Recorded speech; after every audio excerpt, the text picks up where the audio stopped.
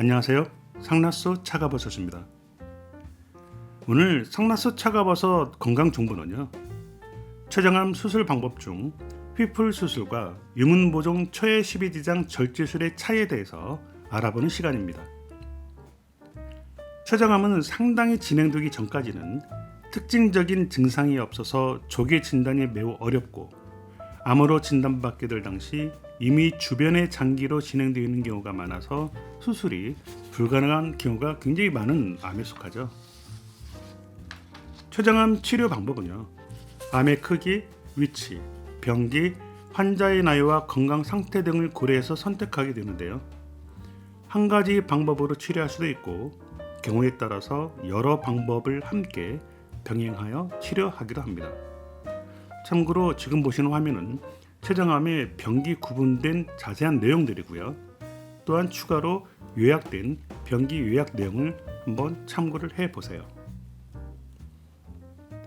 수술 후에 암 진행 정도에 따라서 방사선 치료를 병행하게 되고, 항암 치료 혹은 항암 치료 단독으로 치료를 받을 수가 있고, 수술이 불가능한 경우 전신에 전이가 있다면 항암 치료를 우선하게 되고, 전신 전이가 없다면 방사선 치료를 병행한 항암 치료를 받게 됩니다. 그럼 좀 구체적으로 췌장암 수술 방법에 대해서 살펴볼게요. 다른 장기로 전이가 없거나 췌장 부위의 중요한 혈관들이 온전한 경우 수술이 가능해요. 췌장의 일부분이나 전체 혹은 주변 조직을 함께 제거하게 되는데요. 특히 췌장 머리에 생긴 경우 흔히 시행하게 됩니다.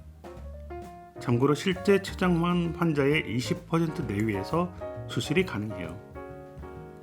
여기에는 1935년 휘플이라는 의사에 의해서 처음으로 시도된 수술 방법으로 휘플 수술과 유문보존 최12장 절제술이 있습니다.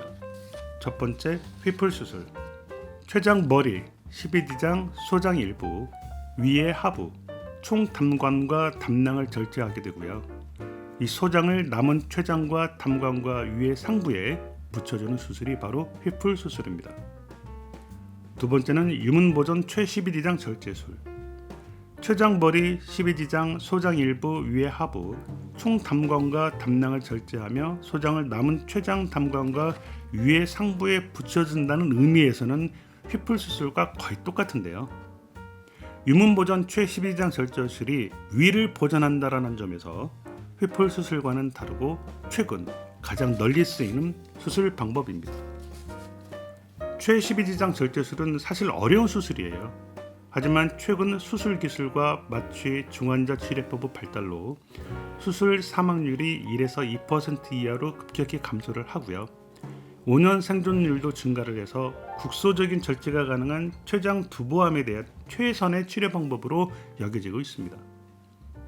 하지만 나름대로 이 최12지장 절제술도 합병증이 있는데요. 바로 췌장 문합부 누출, 그리고 위 배출 지연 등이 있습니다. 세 번째는 췌전 절제술.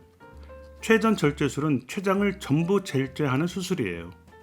이 경우에는 수술 후 췌장이 없어지기 때문에 이 혈당이 조절이 되지 않아서 췌장의 역할을 대신할 소화효소와 인슐린 투여가 필수적입니다.